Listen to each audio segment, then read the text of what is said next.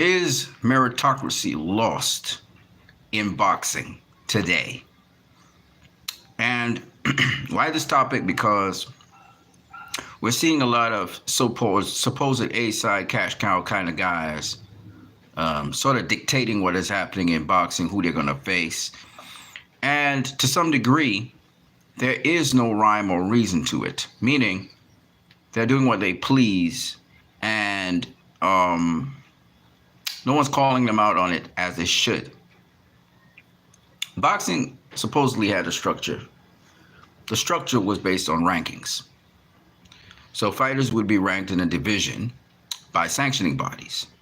These sanctioning bodies would try to get somebody who gets, and the boxing is structured in such a way that you have a hierarchy. You have debutantes, then you have prospects, then you have contenders, then you have champions, okay? And this is how the sanctioning bodies work. When you get into the top 10 of a division, or top 10 of a sanctioning body division, you're getting closer and closer to becoming a contender, and then from there you become you get an opportunity or your shot at becoming a world champion. Now that's how it's supposed to be, and that's what we call meritocracy. Now, yes, sometimes a fighter may face someone else from another weight class or maybe another world champion, and you have a unification, or they may fight someone with a tremendously big name who has the credentials to suit. But usually there would be a certain degree of meritocracy behind it. The person who's supposed to get their shot at the title would still get their shot at the title when all is said and done. What we find today is, while some of that is followed today, we're seeing a very disturbing trend. And I see people making excuses for it. I see Ness from the Boxing Voice making excuses for Canelo. I see, people making excuses for Tank, where Tank is not facing the best, even in his own sanctioning body. Now, why am I saying all of this? I'm saying this because what's the use of having sanctioning bodies to rank fighters if the guys who are the number one contenders or mandatories are not getting their shot at the title against the person who's supposedly supposed to be the best of that particular sanctioning body, the champion of the division? So I'm going to cite a couple examples of where meritocracy is not being applied. It's not at all being worked out. And that the alternative to that, and which is why we call it ducking, is someone who may have a name, but definitely in no way, shape, or form has earned the right to face the person who they're facing at the moment. And I'll also show you something else. Because a lot of people like to use Floyd Mayweather as the blueprint for how to duck someone, or the blueprint of how a fighter, can have options. And it's not ducking if you're facing somebody of equivalency and blah, blah, blah, blah, blah. I wanted to show you what Floyd Mayweather did and why the claims of he ducking someone don't apply.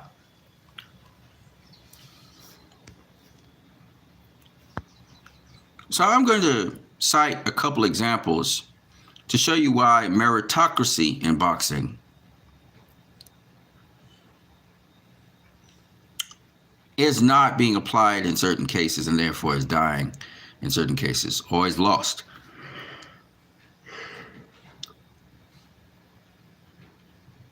Mr. Canelo Alvarez. Mr. Canelo Alvarez. Now, I heard a young boxer interviewed by YSM Sports, looks like a Mexican boxer. She said Jaime Munguia earned his shot at Canelo Alvarez. That's what she said. She said that. And this is Jaime Munguia's record.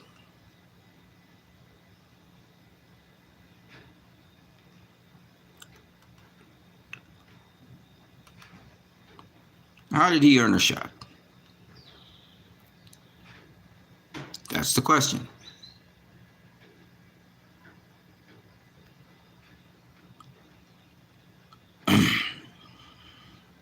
Jaime Munguia faced Sergey Derevyanchenko on the 10th of June, 2023. This was in Ontario, California, the Toyota Arena, for the WBC Silver Super Middleweight title. Okay? One of those secondary world titles. What is worth noting is Sergey Derevyanchenko is not a super middleweight. He's actually a middleweight. He is a Ukrainian professional boxer who has challenged 3 times for the world middleweight titles. The IBF title in 2018, the IBF and IBO titles in 2019, and the WBC title in 2020. For the record, he fought for the IBF title in 2018 against Danny Jacobs, who was vacant at the moment. This is because Gennady Golovkin vacated the title in order not to face Sergey Derevyanchenko. Then he fought for the IBF and IBO titles in 2019. That was against Gennady Golovkin himself, in which we can argue he won that fight. And then he fought also for the WBC title in 2020 against Jamal Charlo, who comprehensively beat him. He won a bronze medal at middleweight in the 2007 World Amateurs Championships. Now, why this is important is because Jaime Munguia, he fought at middleweight for a brief moment, and then he moved up to super middleweight, I think it was a catchweight fight, to fight Sergey Derevyanchenko for this title. And Sergey Derevyanchenko was not a super middleweight. That was his first supposed super middleweight fight. That's Jaime Munguia. He then went on to face John Ryder, defending his silver WBC super middleweight title.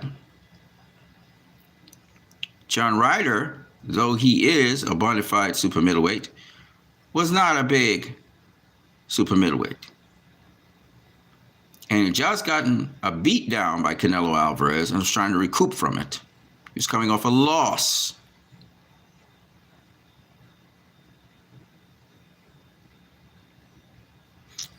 Somehow, Jaime Munguia, according to the young lady who was interviewed by YSM Sports, she feels he earned a shot at Canelo Alvarez.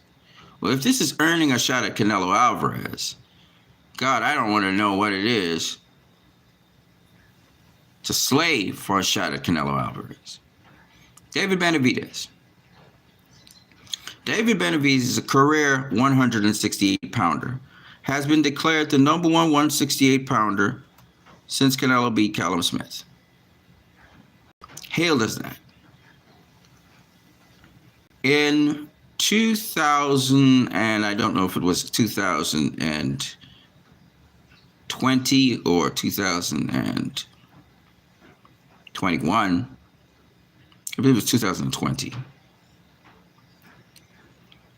When David Benavidez's name was mentioned, Canelo said, I believe it was 2020, maybe in the COVID, or a little bit before.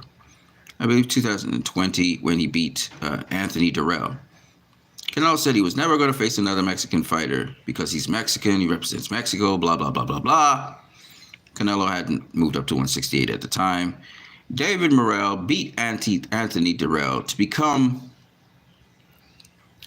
the WBC champion. Now, he had become the WBC champion before that. I believe he was the WBC champion. He won it against Ronald Gavril by a split decision, Gavril knocking him down in 12 rounds.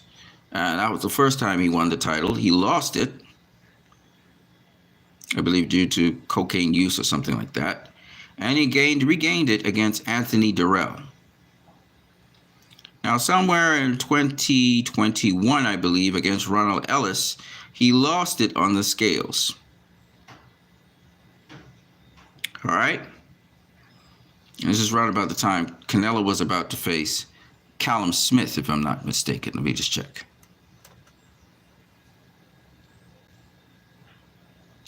Actually, yes. So Canelo just faced Callum Smith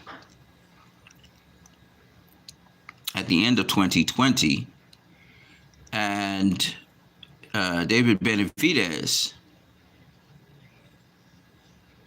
I believe, actually against Roma Alexis Angulo, I think he lost the WBC title, because I think against Callum Smith, the WBC title, the vacant WBC title, was available. So I do believe he lost it here, August 15th. All right, then he beat Ronald Ellis in 2021. And Kyron Davis, who fought valiantly. He stopped David Lemieux. Now, what I'm trying to show you is he won the title twice, the WBC title twice. He beat Anthony Durrell, who was a world champion at the time. He then went on to beat David Lemieux in 2022. Now, all of this time, he's the number one contender for Canelo's title, because Canelo, I believe, after beating Callum Smith, he then fought Yildirim, Avni Yildirim, 2nd of February 2021. And at that point in time, David Benavidez, just right after that, fought Ronald Ellis and beat him. So David Benavidez was the number one contender even before Canelo faced Avni Yildirim. And he reestablished his number one status in 2021. So since 2021 to now we are in 2024, David Benavidez has been the number one contender for Canelo Alvarez's title. He was elevated to interim champion. I believe he became interim champion in 2022 when he beat David Lemieux. Okay? And he is supposed to face Canelo Alvarez next. So a meritocracy. David Benavidez is supposed to be, as the interim champion, he's supposed to face the champion so that there would be one champion in the division and no interims. So since May 21st of 2022, David Benavidez has been interim champion. Okay? And in the process, he beat Caleb Plant, a bona fide 168-pounder, former world champion, coming off a win, actually, of Anthony Durrell, stopping him. This after his knockout loss to Canelo Alvarez. And Demetrius Andrade, undefeated champion, coming off of many wins, was defeated by him. So there was no doubt in our minds that he had earned his shot at Canelo Alvarez, being the interim champion, long before Jaime Munguia was such. Okay? David Benavidez should be facing Canelo Alvarez right now. Not David Morrell, not nobody else in that division. Not Caleb Plant, who got to face Canelo before David Benavidez, because David Benavidez didn't have a title at the time. Not Billy Joe Saunders. But again, David Benavidez didn't have a title at the time. So, right now, as the division stands, the man who should have been facing Canelo Alvarez right now, based on meritocracy, was David Benavidez. Okay? Based on meritocracy. Jaime Munguia, in my opinion, didn't earn a shot at Canelo at all. Yet, he is the guy that Canelo is facing next. Now, with respect to Jermell Charlo should have gotten his shot a long time ago. So I don't have anything against Canelo for facing Jermell Charlo, even though Jermell Charlo had to jump up 2 weight classes to face Canelo Alvarez. So I never had anything against him facing Jermell Charlo. But the next guy in line should have been David Benavidez. Canelo was due to face Jermell Charlo a very, very long time ago. Okay? So I'm not against him facing Jermell Charlo over David Benavidez because Jermell Charlo had the right to face Canelo long before David Benavidez did. So it's okay with that. He was going to face Jamal Charlo, that was Mel Charlo, Mal Charlo, supposedly. But again, I guess Mal ducked out the fight because I don't think Mal wants to face Canelo, to be honest with you. But David Benavidez is the next man in line. If it's not the Charlo brothers, it should have been David Benavidez. Instead, we're getting this whack fight with Jaime Munguia, who has no experience whatsoever, at 168 pounds. Is not a 168 pounder, has done absolutely nothing to earn the right to face Canelo at 168 pounds. Okay? At 168 pounds, he has not beaten any former or future world champion. Whereas David Benavidez has beaten four world champions, former and present, at that division. David Benavidez, in terms of qualifications, in terms of backing, in terms of money that he brings to the table through Al Heyman, GTP Promotions, etc.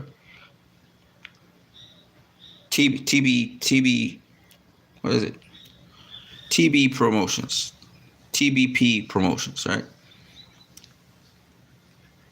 In every single way, shape, or form, David Benavidez, who is an exciting fighter who brings knockouts, in every single way, shape, or form, David Benavidez should be the guy Canelo Alvarez is facing. He's made a case, undisputably, to face Canelo Alvarez. And Canelo Alvarez is ducking him for Jaime Munguia, who has done hardly anything at 168 pounds, or hardly anything whatsoever throughout his career to deserve such. Now, I say this is different to, say, Floyd facing Ricky Hatton, or Floyd, say, facing Carlos Baldomir, when Paul Williams and also Antonio Margarito were trying to make a claim. There's several different reasons. The first one is none of them were mandatories for Floyd Mayweather's WBC title or his IBF title or whatever title he had. That's one. Two, none of them extensively stayed as world champions for long enough for Floyd to be able to face them. And three, the fighters that Floyd fought in place of them, that being Carlos Baldomir, Oscar De La Hoya, and Ricky Hatton, were all monumentally had better resumes than they did. Ricky Hatton was the lineal champion at 140 pounds and beat the who's who of 140, including Costa Tszyu, and had a history with Floyd where Floyd needed to close that history with Floyd at 140 pounds. Okay? Just like how Jermell Charlo has a history with Canelo Alvarez. When it comes to Oscar De La Hoya, he was not only the cash cow of boxing, but he was a very dominant champion at 154 pounds, which Floyd had to go up to 154 to face him. And then finally, Carlos Baldomir had beaten Zab Judah very recently. He wasn't going to become undisputed, but he was the lineal champion. And Floyd was going to try to get that status from him, having faced Zab Judah. So, in no way, shape, or form is what is happening right now in any way similar to the situations with Floyd and Margarito and Floyd and Paul Williams. They're just two totally different situations. And therefore, there's no parallels. Canelo Alvarez is avoiding David Benavidez, period. And the competition that he's facing are in every single way, shape, and form inferior to David Benavidez. Jaime Munguia has accomplished absolutely nothing, has beaten absolutely no one, that is in terms of world champions, that we should be concerned about. Whereas David Benavidez has beaten the world champions Caleb Plant, Anthony Durrell, Demetrius Andrade, and also, let me see the other person. I'm trying to remember who it is. I shall show you now. And David Lemieux. David Lemieux being a smaller guy, a champion at 160. Okay? So he deserves. Meritocracy says David Benavidez deserves that Canelo fight.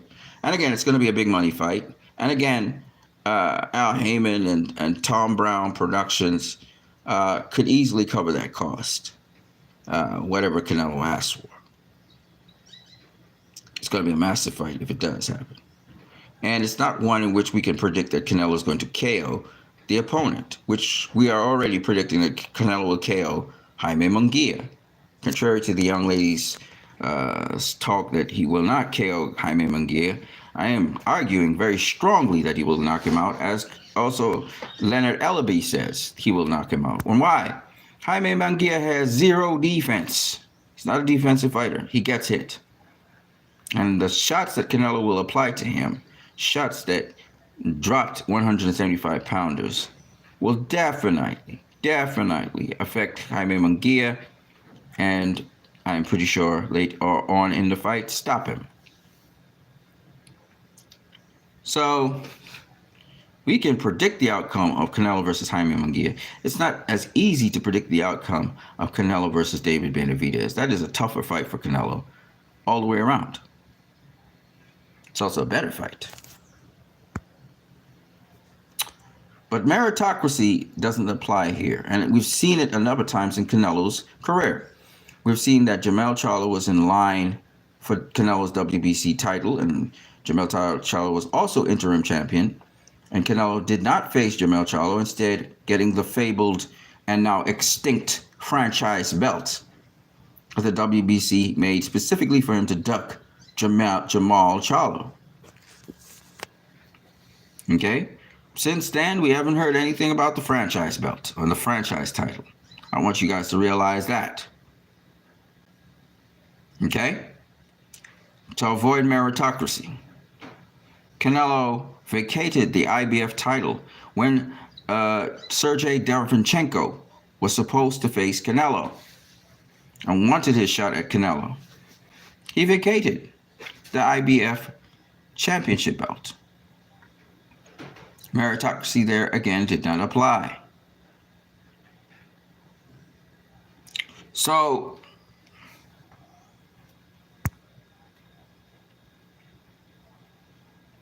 that's why I'm asking if it's lost. Let's look at another fighter. Gervonta Tank Davis.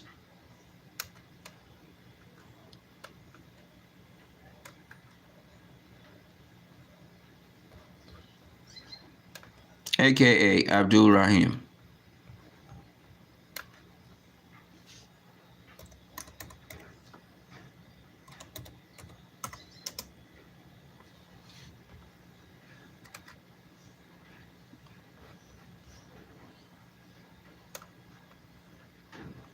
Let's talk meritocracy. Because Gervonta is doing the very same thing that Canelo is doing. So Gervonta, his last opponent was Ryan Garcia. Now, mind you,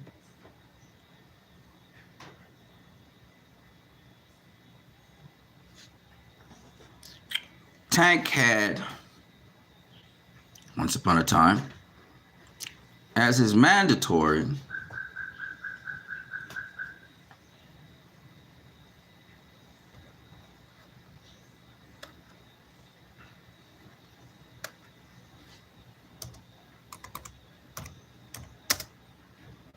actually, Vasily Lomachenko had as his mandatory Gervonta Tank Davis. And I'll show you using the WBC archives.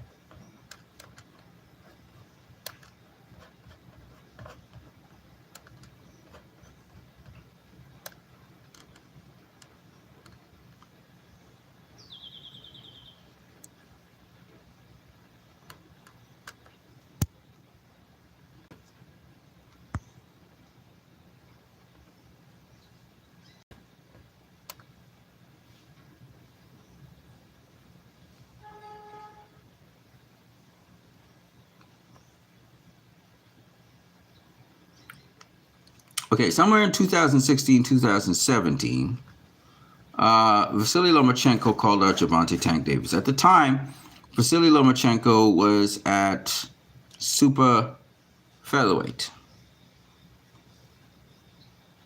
Or he was at featherweight, I can't remember. I believe it was super featherweight. He was at super featherweight somewhere. Let me see. He fought Rigo at super featherweight. I think Miguel Mariaga, Jason Sosa, and Nicholas Walters. Nicholas Walters was a featherweight champion. Roman Martinez. So somewhere here, yep, junior lightweight title. So after he beat Roman Martinez or Rocky Martinez, he was at super featherweight. This is the same weight class Gervonta Tank Davis was at.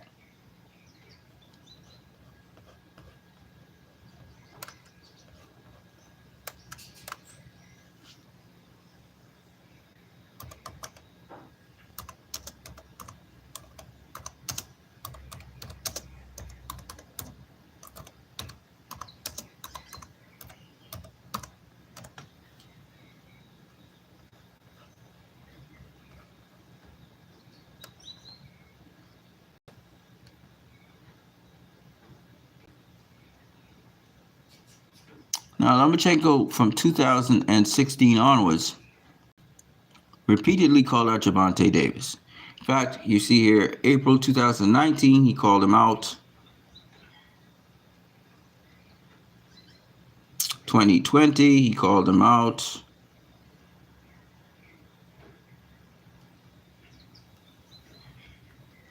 In 2022, he called him out.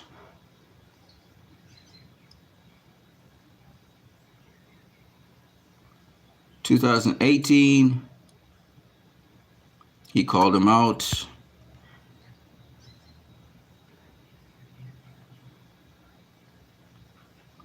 All right, so Lomachenko from 2017 onwards called out Gervonta Davis. Now I want to show you something. This is the WBC website. Let's go to ratings. Let's go male. Start with super featherweight.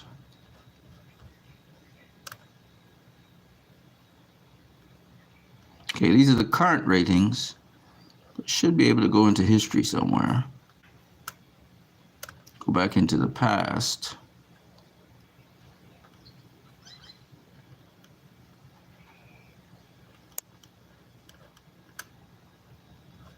Let's see here.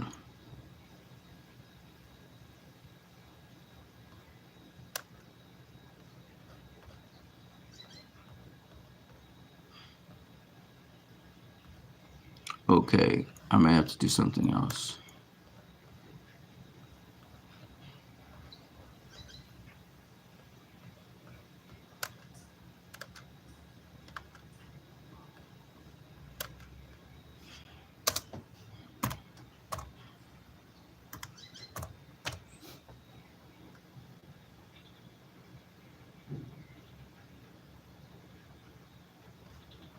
Okay, here are the ratings for 2018.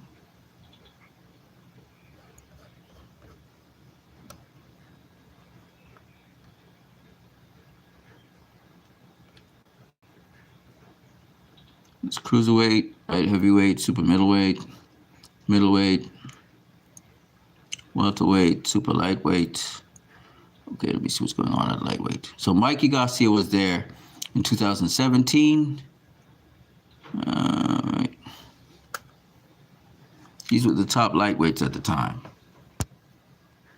Luke Campbell, Ivan Mendy, Jorge Linares, Richard Comey, Javier Fortuna, Masayoshi Yakutani, Hank Lundy, etc., etc., etc.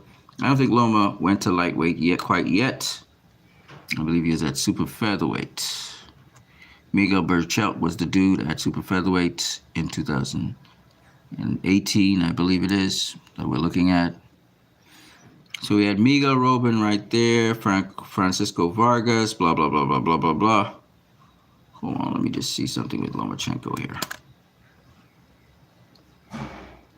So at junior lightweight, he won the title against Roman Martinez in 2016. We got Nicholas Walters in 2016, 2017. He's fighting Mariaga, etc. Guillermo Regendal was in 2017.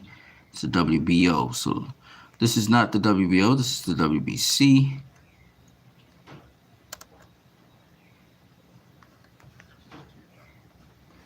He doesn't show up in the WBC until, let's see when he even WBC. So he wins the WBO lightweight title against Jose Pedraza. Linares, he wins the WBA. He wins the WBC lightweight title against Luke Campbell. Right? And this is in 2019. We see him calling out Tank in 2019. So let me go this way.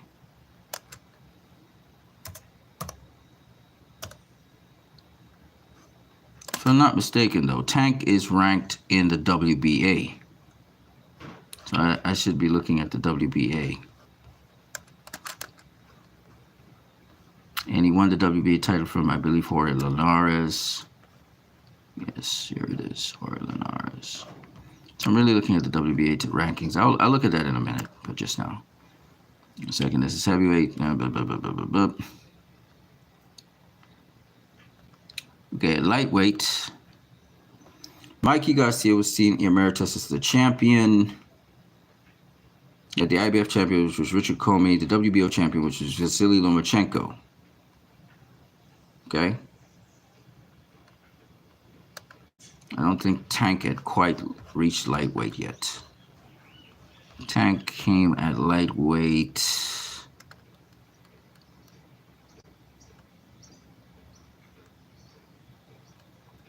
The Gamboa fight.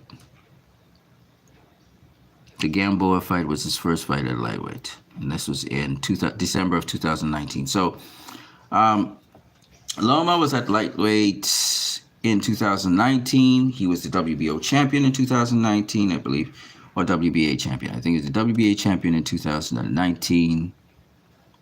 Yeah, he faced Jorge Linares here in 2018, actually. He was the WBA champion in 2018. The regular champion was Tank. That was in 2019, which means that Tank was in line to face Vasily Lomachenko. So let me just sort that out for you guys here.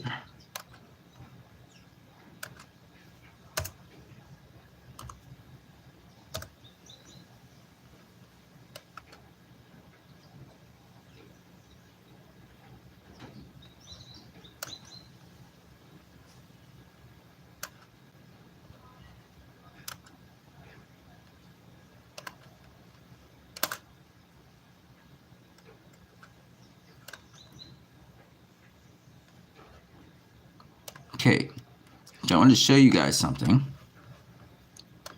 In the lightweight division, get right there in front of your face, Vasily Lomachenko in 2019 was the super champion. He also had the WBC and WBO belts. And the WBA regular champion was Gervonta Tank Davis, or the intermediate champion. So Gervonta Tank Davis was in line to face Vasily Lomachenko. That's why Vasily Lomachenko was calling him out. All right? Meritocrisy. He got himself in position because he beat, Tank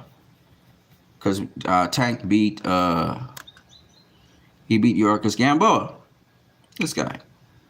To become the regular champion. He won the regular title, or secondary title, right?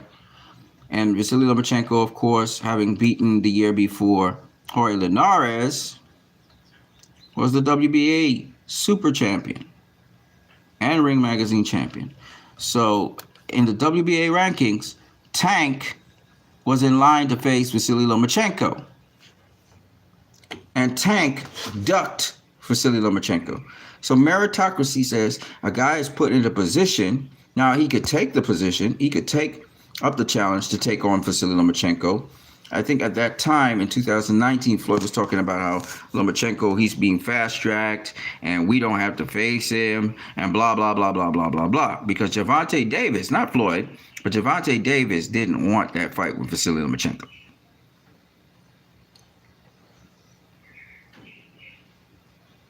Okay? Lomachenko went on to face, who did he go on to face? Let's see.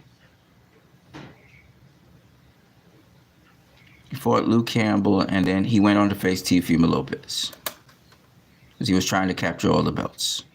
So he went on to try to capture all the belts by facing Teofimo Lopez, and he lost to him. Teofimo Lopez having the WBA, WBO, Ring Magazine belt, and the IBF lightweight belt, as you can see there. Okay? So Tank is another fighter like Canelo who ducked a guy. Instead of going by meritocracy and taking a shot at the title, Tank ducked. He ducked Lomachenko. Oh, by the way, who did Tank go on to face after that?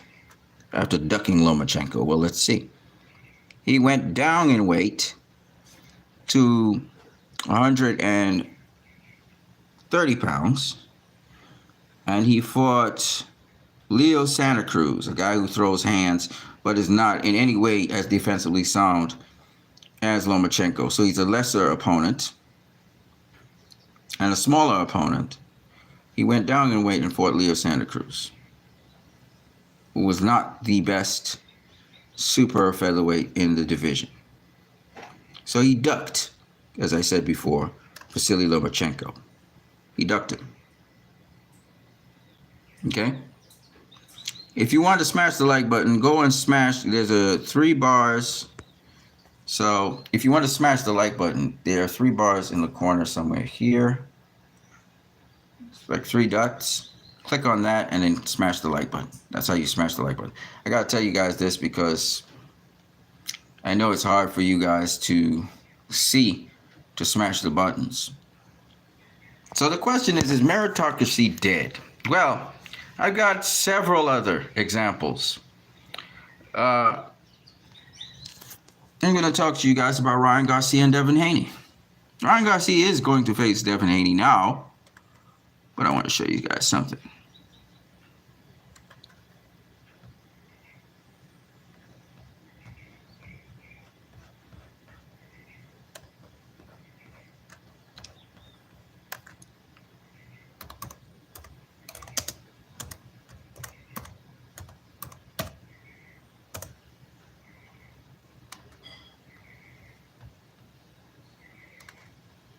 Meritocracy, huh?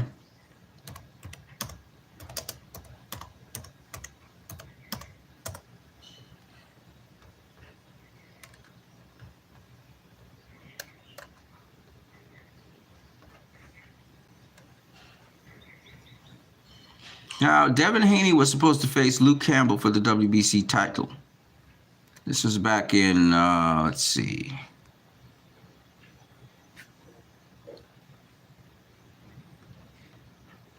I believe this was in 2019. Devin Haney was in line to face Ryan Garcia for the WBC title.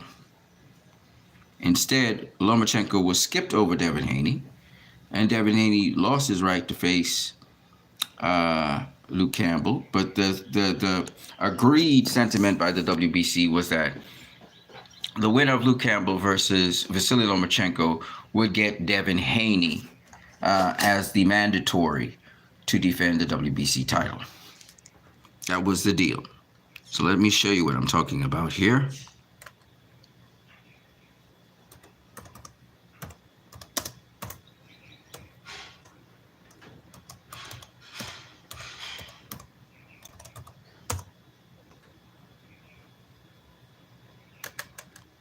This is the whole reason for having sanctioning bodies. What's the use having a sanctioning body if they're not going to enforce things?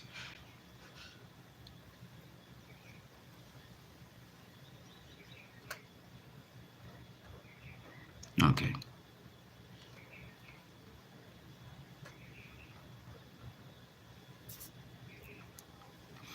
So, Let me show you.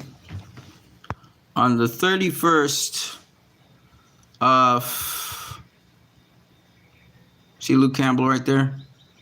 On the 31st of August 2019, Luke Campbell faced Vasily Lomachenko for the vacant WBC lightweight title. Okay. Meanwhile, Devin Haney faced Zur Abdullaev on September 13th of 2019, and he won the WBC interim lightweight title.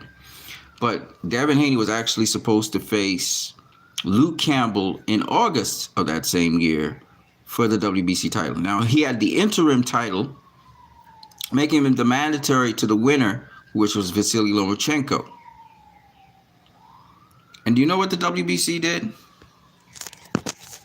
The WBC gave Vasily Lomachenko the fabled franchise title and elevated Devin Haney to the regular champion. Okay? What I call the duck belt. Okay? Same thing they did with Canelo and Jamal Charlo. And meritocracy was not maintained. Meritocracy was not upheld. Devin Haney became the regular champion. Fine.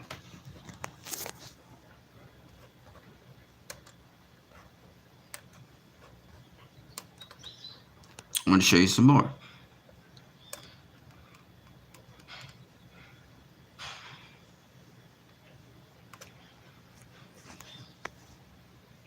Ryan Garcia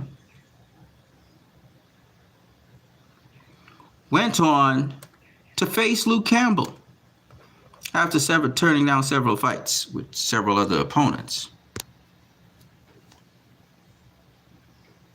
Okay, this is Ryan Garcia's box record. On June 2nd of 2021, Ryan Garcia faces Luke Campbell and defeats him to win the vacant WBC interim lightweight title. When you have the interim lightweight title, you will become the mandatory towards the champion. That means Ryan Garcia now is in position to face Devin Haney, who was the champion. But do you know what Ryan Garcia did? Just like Tank Davis with Lomachenko, he ducked Devin Haney.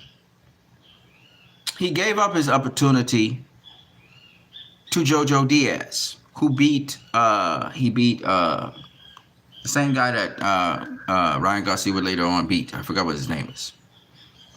He beat him, Jojo Diaz, and Ryan Garcia gave up his opportunity. You know what I'm saying? He gave up his opportunity to face Devin Haney, and instead,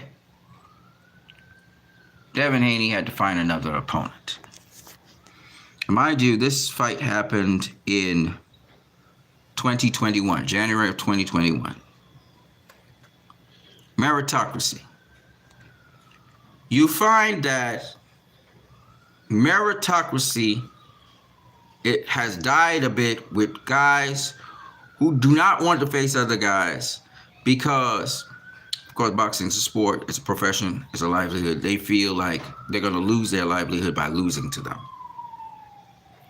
Ryan Garcia has been on record saying, you know, he prefers to face Devin Haney last. Tank Davis is on record as saying that, you know, Vasily Lomachenko is a great fighter, and he thinks that Lomachenko would beat Devin Haney, and blah, blah, blah, blah, blah. So Tank Davis is afraid to face Vasily Lomachenko to this day. Thinks Lomachenko will mess up his money. Expose him for what he is. Meanwhile, a lot of you guys say Tank gonna knock out Loma whenever he faces him. Tank don't got that confidence. Devin Haney went on to face Jojo Diaz. Jojo Diaz was the interim champion for Devin Haney's WBC title. And after sucking it up, after wanting to duck Devin Haney, realizing he couldn't duck Devin Haney, Jojo Diaz faced Devin Haney on December 4th of 2021, and Devin Haney beat him. Okay? Meritocracy. That's why you have sanctioning bodies. Now, it's strange to hear people say that, George Kambosos don't deserve a fight with Vasily Lomachenko. The opposite is true. George Kambosos was the number one guy to the vacant IBF title that Devin Haney left. And below him was the number two guy, which was Vasily Lomachenko. This is why they're facing one another. It's so strange how fans go with certain narratives. They think Kambosos didn't work his way into that position, but they believe that Jaime Munguia worked his way into the position that he has with Canelo over David Benavidez, because Munguia faced the opponent that Canelo just recently faced. And that is the kind of thinking we have out here today. So that, because none of you guys really follow sanctioning bodies, and sanctioning bodies do a lot of shit too. They'll just suddenly elevate a guy from never being a top 10 fighter to suddenly becoming a top 10 fighter because they're going to face this opponent or that opponent. I've seen it with Floyd Mayweather and Andre Berto. Andre Berto was not a top 10 fighter, but just because he was facing Floyd Mayweather, suddenly he became the number one contender in the WBC to Floyd Mayweather's championship, which was bullshit. So sanctioning bodies also are corrupt, and they can do corrupt things. But it's very unlikely that the IBF does that. In fact, the IBF enforces their mandatories and enforces the contenders so strongly that what happened with Terence Crawford was just an extreme version of stupidity by the IBF, because Terence Crawford was locked up in a rematch with Errol Spence Jr., and the IBF, even knowing that, still knowingly stripped him of the IBF title, which was just really stupid, just in order to get Boots Ennis the opportunity to become a world champion. So some sanctioning bodies are just really ridiculous with it, like they really, really want to make sure everybody gets a fair shake, but in so doing, they actually give the people who are the champions an unfair shake. And then you have other sanctioning bodies who will bend backwards and take it up the butt because the champion, whoever they are seen as the cash cow, and they want their money. Okay? Like the WBC, who made a franchise belt just so Canelo could duck Jamal Charlo. And this is the kind of foolishness that we have out here today in boxing. And I say it's foolishness. I don't say it because it doesn't make any sense whatsoever. And the whole point behind having sanctioning bodies was to have rankings so that people could have their shot at a world title and work their way up. Okay? So I decided to do this video to educate you guys on what you need to be looking at when it comes to sanctioning bodies. Like, for example, it is said that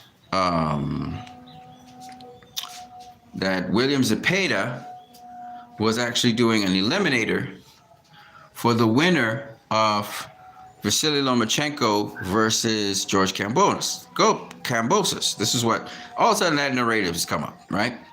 But that's not true. Actually, William Zepeda was actually putting himself in a position to face the WBC, become the number one WBC contender.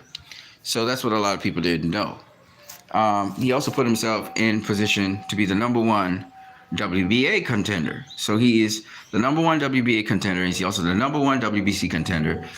It also so happens that he is the number two, I believe, not number one, but the number two IBF contender. I believe there's somebody before him. Let me just check and see. I think I'm correct in what I'm saying. So let me just have a look. And I believe in the WBO, he is also up there. So he has many different opportunities. Let me just check a second here. Just give me a second.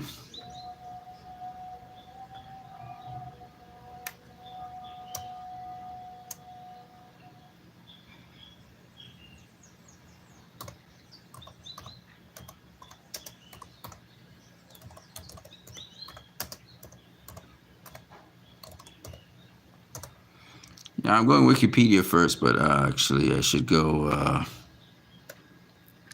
to the individual sanctioning bodies. I'll do that some other time. All right, here we are. Now these could be out of date. That's why I said I'm not sure. Now according to this, let me show you guys. According to this, here are the lightweight rankings, okay? Forget all of that. We're looking at the sanctioning bodies, these 4 sanctioning bodies. So Gervonta Tank Davis is the WBA champion. William Zepeda is the #1 contender there. In the WBC, Shakur Stevenson is the #1, is the champion. Now, they say Vasily Lomachenko is the #1 contender there, but I believe that is wrong. I think that's not updated, and I can actually just go to the WBC site and verify that right now.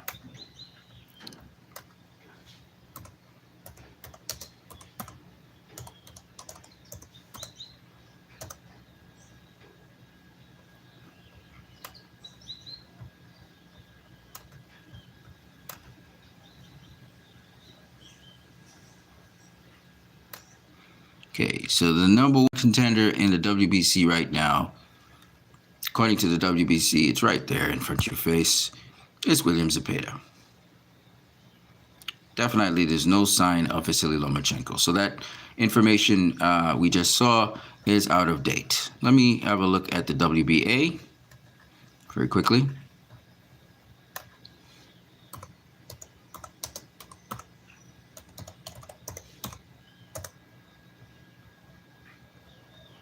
WBS, you dumbass. WBA.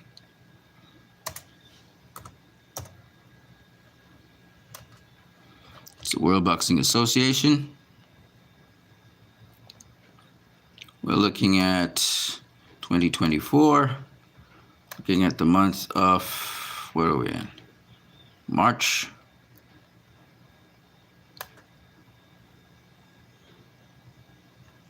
Are there no results? February.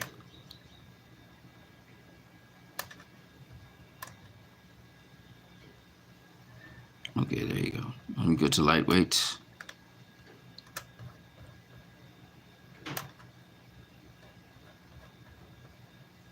Okay, currently, yep, there it is.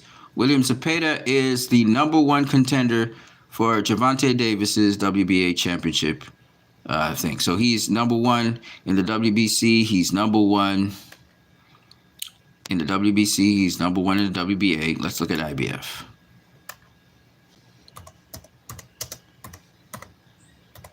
This is the one they say he's in line for. We'll see.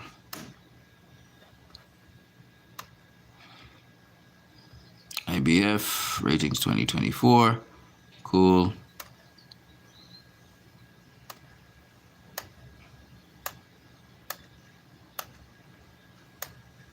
Okay, so we're at lightweight. No, that's junior. There you go, lightweight.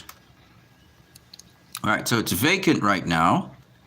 See, so look what it's. Hold on a second. There you go. Now I still don't think they have the up-to-date stuff, because William Zepeda, he did beat Maxie Hughes. Right, so George Kambosos, it definitely is the #1 guy. Then Vasily Lomachenko, they're fighting each other. Maxie Hughes fought William Zepeda, so I think that was the eliminator. So I actually believe William Zepeda now takes Maxie Hughes' spot. So he is, according to what everybody else said, he is the next in line to face whoever the winner of George Kambosos and Vasily Lomachenko is. And I'm just curious as to one more thing, the WBO. Let's see how he. What's his rankings like in the WBO?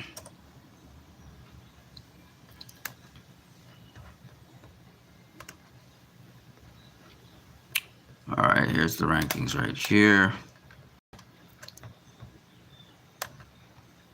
2024. I guess it'll be February. Category is lightweight. Oh, I didn't put the organization, WBO. Yeah. Okay. And he's also in line for the WBO title. So if Baranchenk faces Fierro, I guess those two will fight. He's in line to get the WBO title. Now, it might be that Baranchenk or Ferriot face him instead, because one of them might pass it up. So we never know. So we'll see how that pans out. But he is in line for just about every single title out there. He is in line. So this is so through meritocracy. True meritocracy, we can see how. Don't forget to smash the like button. Don't also forget that you can donate to my channel. Just check the description via PayPal. James Shepard says, I'd like to see Ryan Garcia on the Alex Jones show. Okay. Well, that has nothing to do with boxing, so I don't really care. But through meritocracy, we can see this is a bit out of date. You know, this is a little bit out of date.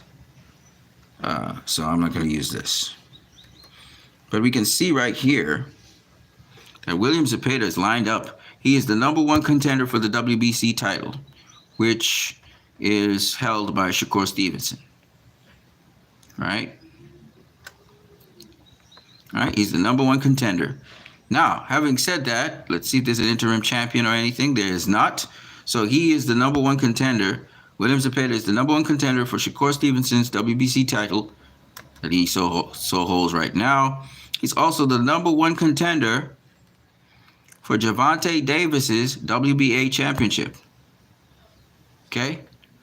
And this is what we talk about with meritocracy. And it's not just the rankings, but it's also what you've done, you know, your accumulation of work. He's also he's not the #1 contender right now. George Kambosos and Vasily Lomachenko will be fighting very soon. And the winner, however, will have to face William Zepeda. It's not Maxie Hughes anymore because William Zepeda destroyed Maxie Hughes. So he's in line. He takes Maxie Hughes' place. He's in line for the winner of George Kambosos versus Vasily Lomachenko. He has options. And he also is in line for the winner of Baranchenk versus Fierro. So he's in line for all the world titles, WBO, WBA, IBF, and WBC. He has options. He really does.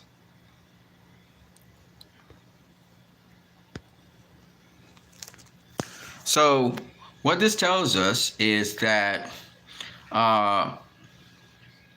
you know, William Zepeda has worked. I mean, Golden Boy has done a really good job with him because he has multiple shots at world titles.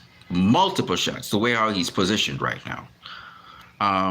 He has options. He can wait for the winner of Vasily Lomachenko and George Kambosos, ferocious George Kambosos. He can wait for the winner of whoever, you know, the two guys who vie for the WBO title.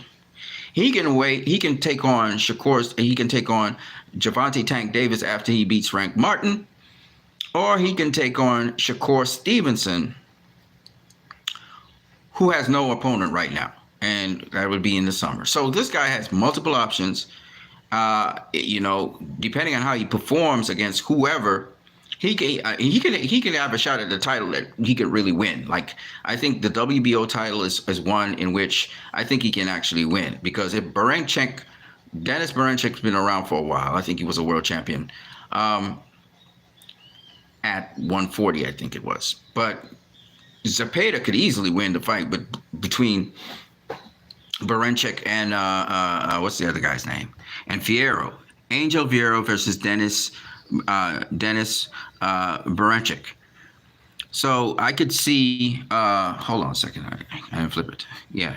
So Dennis Baranchenk has to fight Angel Fierro this year, and the winner, he could take on William Zepeda, and Zepeda could easily snag the WBO belt right there.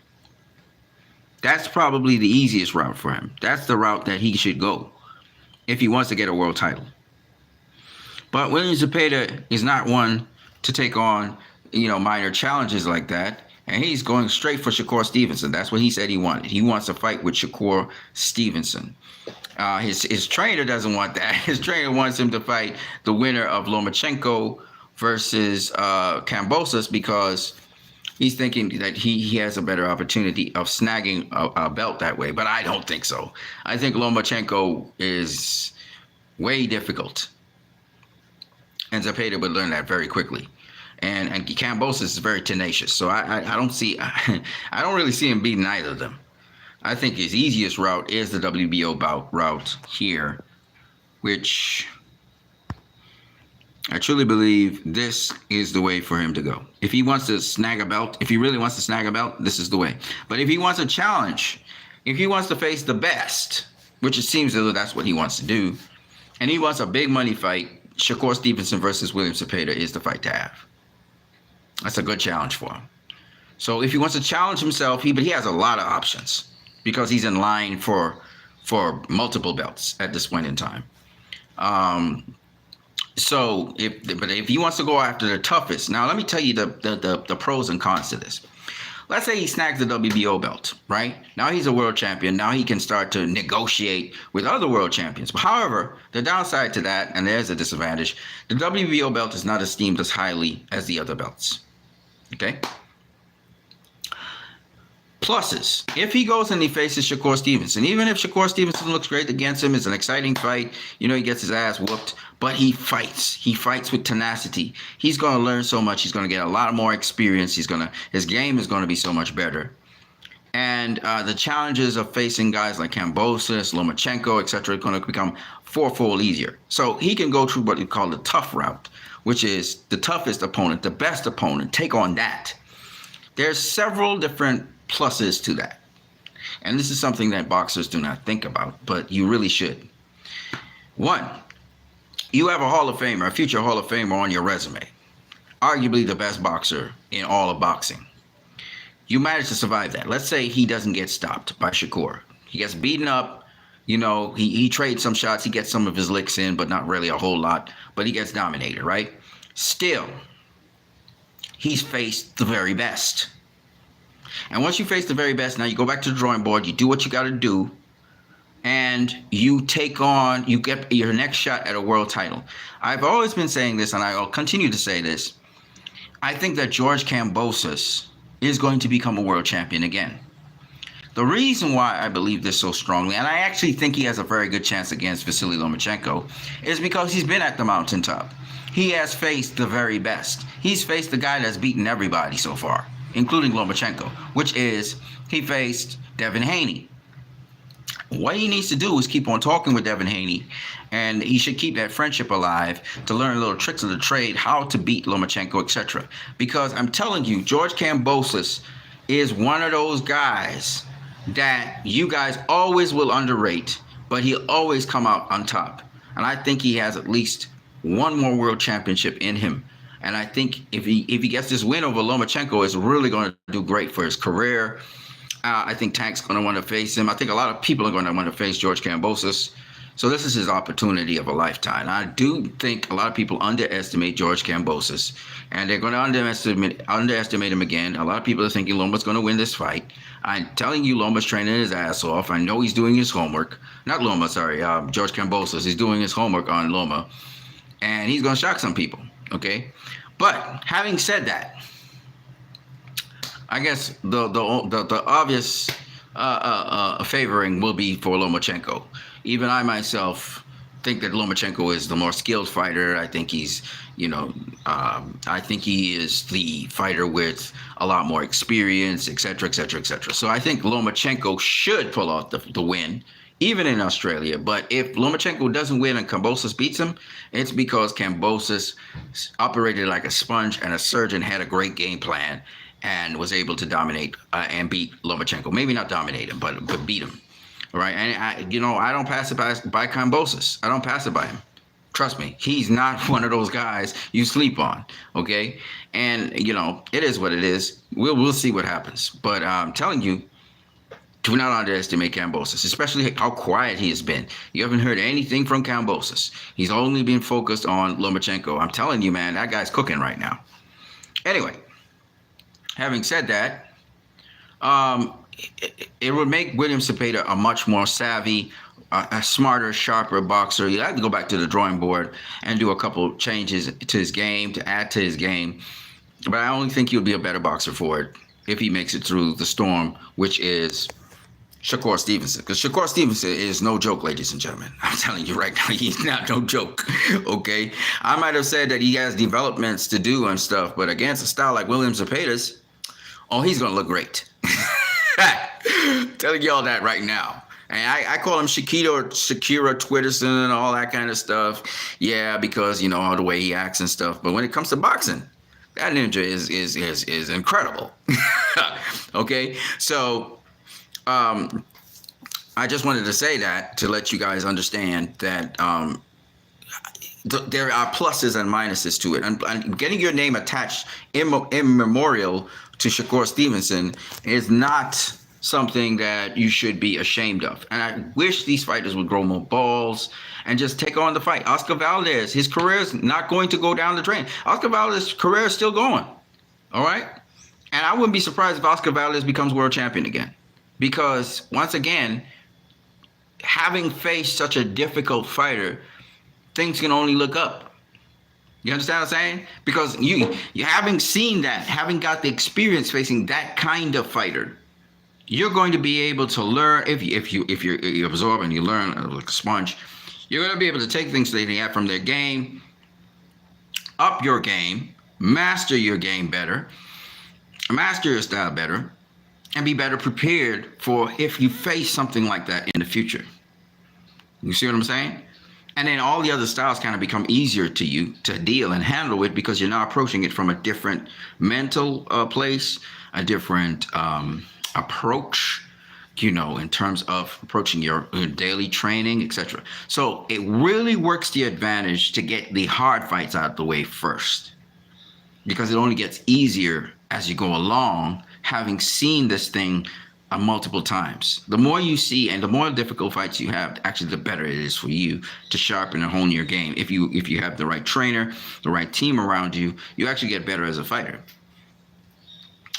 So I say that to say that if William Zepeda wants to go through the deep end with Shakur Stevenson, hopefully his coach and him can have a great game plan to be able to, because Shakur is still not fully developed.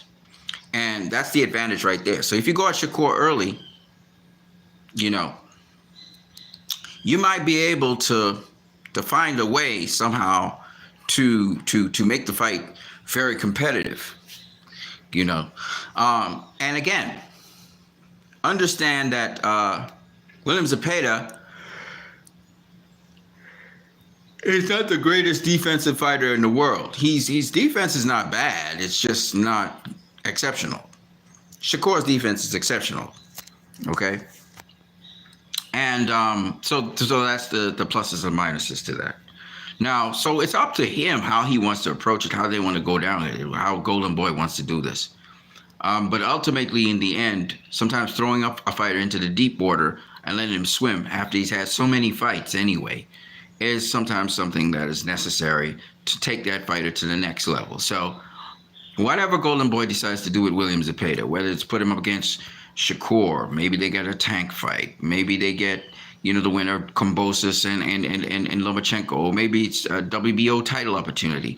Whatever opportunity that Zepeda is, because he's in all of them and he's right there. I can guarantee you this. None of those fights are going to do harm for him. It's definitely going. He's going to get a bigger paycheck for any one of those fights. So it's really how you want to map the course out of your career. How do you want to, because his meritocracy goes across every single sanctioning body. He has the right, he has earned the right to be a contender. He's a contender in the pure sense of the word.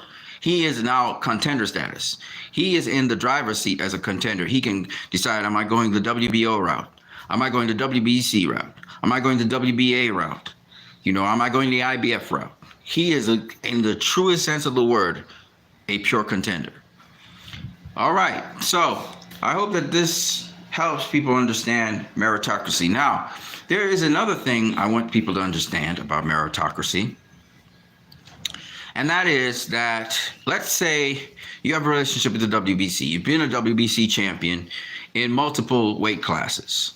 That relationship you have with the WBC earns you the right as a WBC champion, according to WBC laws, to challenge another WBC champion, maybe in a division above you or whatever, right?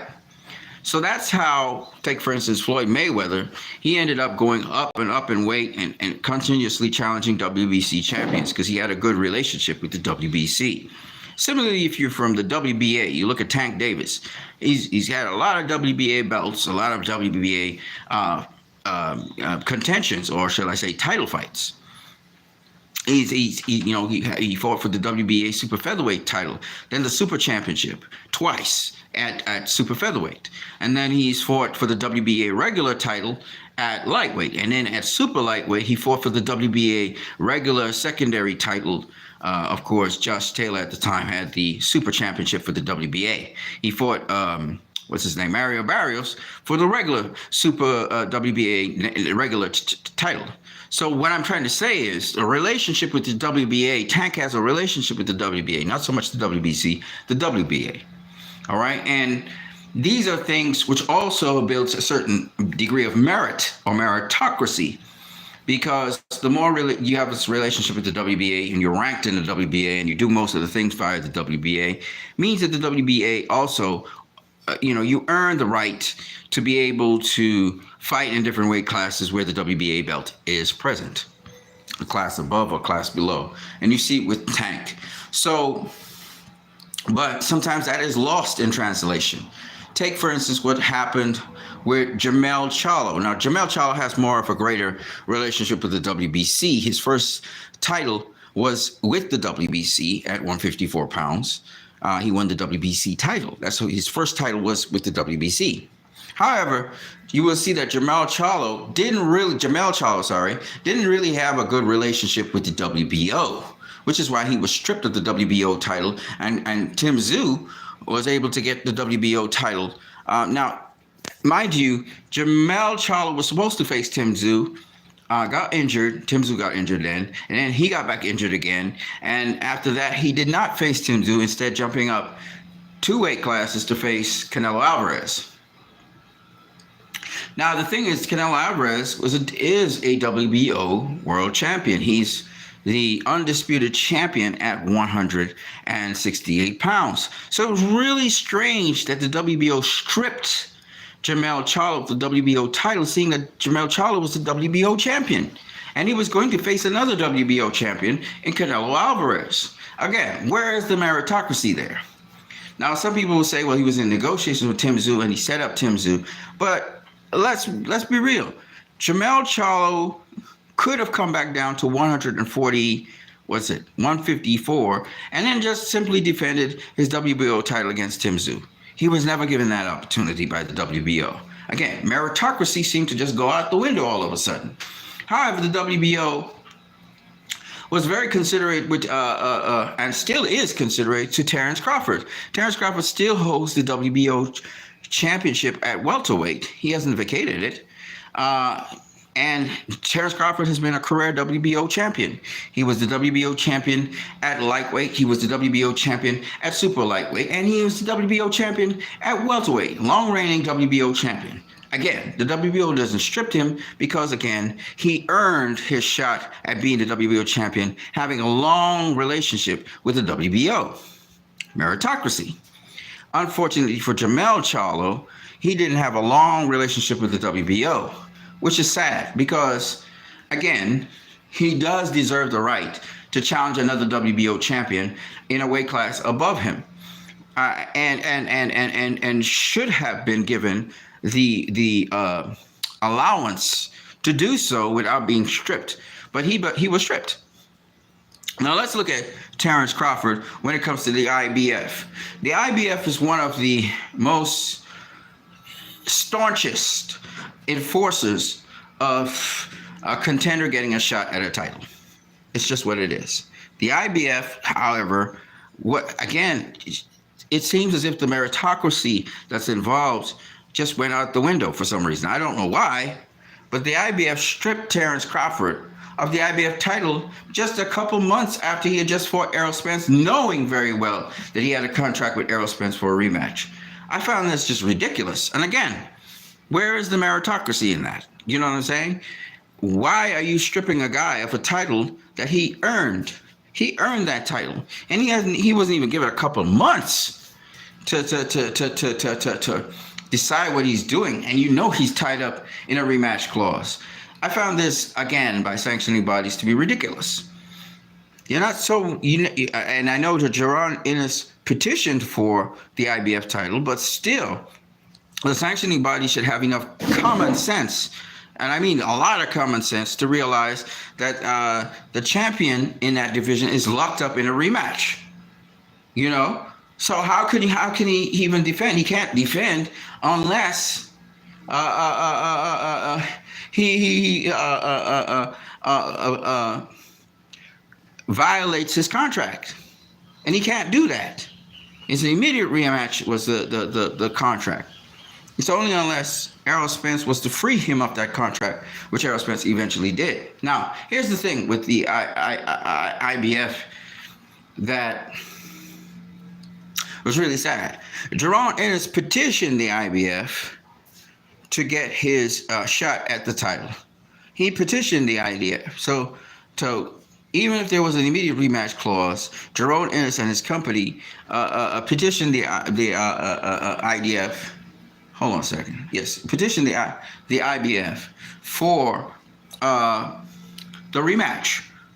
For his shot at the title, which is why the IBF then stripped Terrence Crawford of the IBF title, which was stupid. Like, I can't understand why the IBF would move so stupidly. So anyway, the point is there was no meritocracy involved there. There was just simply politics and somebody playing politics to get a title, which, again, a lot of people look at Jaron Ennis and saying, so you just so wanted the belt that you wasn't willing to wait. You know, it's this kind of stupidity that we see in boxing. So a lot of people think that Jaron Ennis is a paper champion, you know, because once again, this dude was so interested in getting a belt that, you know, he didn't care that somebody's locked up in another agreement, in another contractual agreement that cannot be broken. And he felt like he was being kept back, when that's not the case.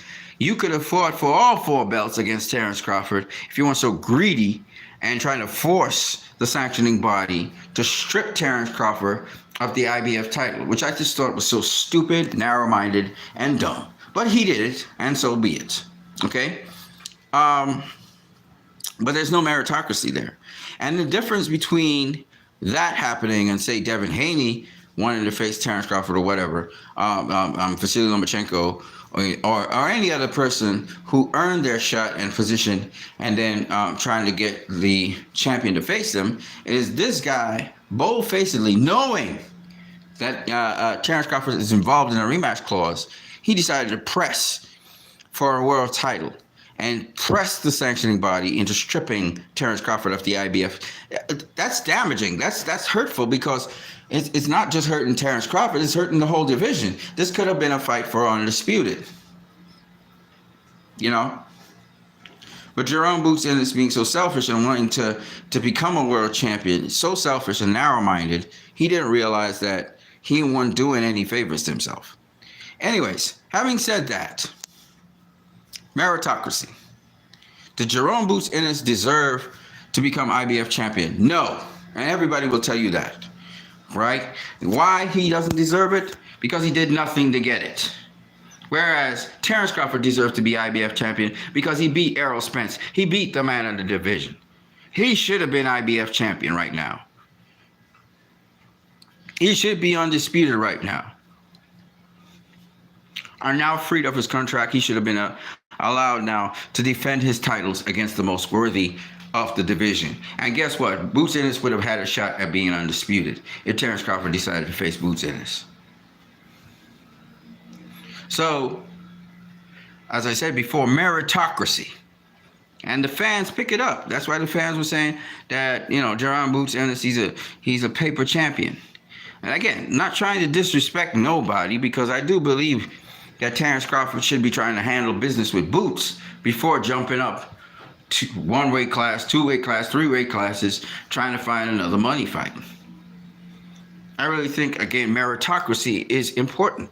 Boots should get his shot at the top guy, the best in the division. He should get his shot. Meritocracy.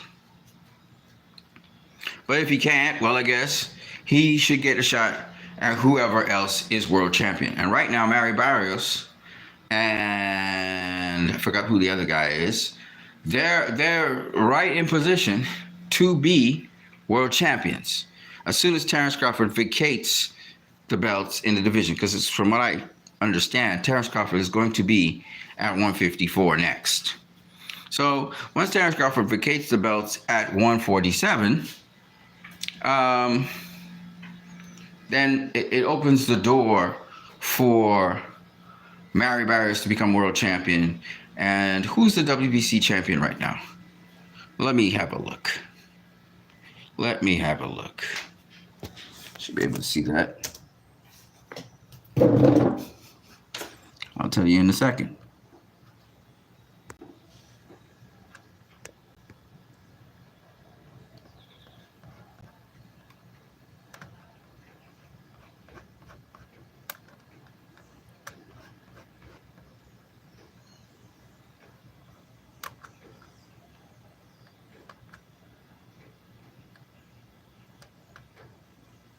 Okay, sorry about that. It should be coming in a couple of seconds.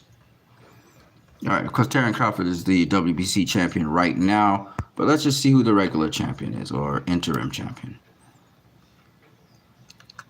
Oh, Mario Barrios is the interim champion, okay, for the WBC. When it comes to the WBA, who is the interim champion for the WBA? Okay, the super champion is Terrence Crawford. Oh, Elimantas Stanionis is the WBA champion. So Stanionis,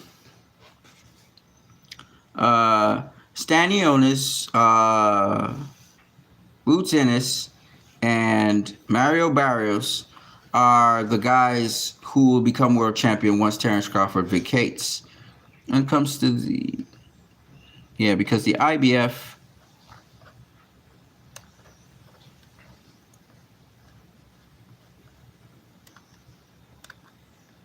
The IBF champion is Jerome Ennis. All right? When it comes to the WBO...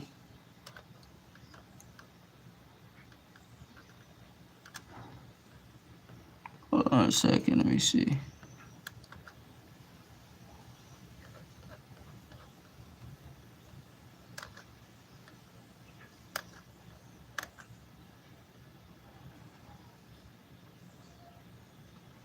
Okay.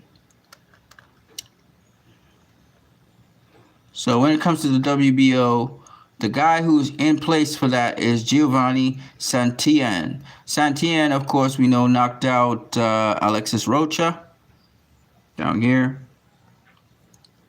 So if Terrence Crawford vacates, I believe Santillan will become the WBO champion.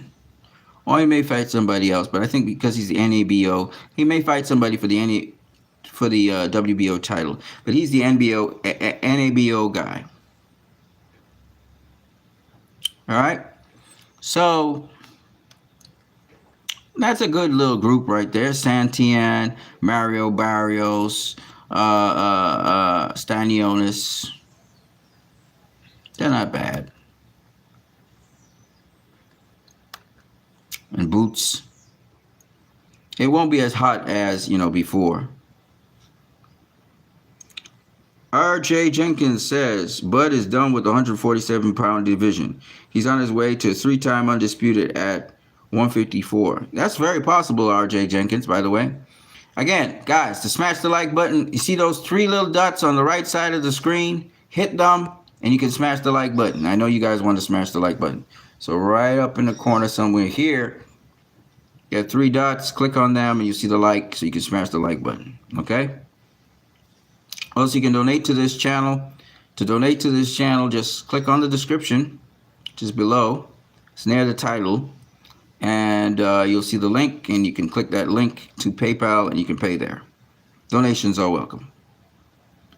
Currently, that's what I operate with, donations. So the sponsors, whoever you are. Oh, by the way, when you do sponsor, I want you to ask me whatever you want me to. I don't just want you to sponsor me. I want you to ask questions. So ask me what video you like me to do. I'm very happy and very happy to do so. We're just talking meritocracy in boxing right now because it's kind of, like I said before, I think it's dying. And what's coming now is money. Everything's about money, money, money. So we're getting some of the people are hyped about some of the fights that are really just not fights. We got sideshows which are being highlighted more than the actual professional sport. And boxing is entertainment. Let's not get it twisted. But it's also a sport, okay? A professional sport. And sideshows like Jake Paul versus Mike Tyson and, even, this is not a sideshow, but even Canelo versus Munguia, which is to me a mockery of the sport. And I'm being straight up with you. Munguia's not ready for Canelo. So why are we having that fight? And Munguia's a Mexican, but you won't fight Benavidez? And Benavidez is more deserving. I just don't understand that. And so the meritocracy is all over the place in boxing today, and I think that's a very bad thing. That's why I'm talking about meritocracy right now. And guys want to duck. They want to duck. They want to duck. And I don't understand. You should be running to the fire, not away from it. You should be wanting the smoke, not running away from the smoke. Right? I'm seeing it with Teofimo Lopez, even though he has a good track record. I see Teo ducking Devin Haney like the plague. I'm seeing people ducking left, right, and center. Even Ryan Garcia, he got the duck juice inside of him. He's talking about knocking out Devin Haney and all this stuff. But really, he don't want this fight. And we all know this.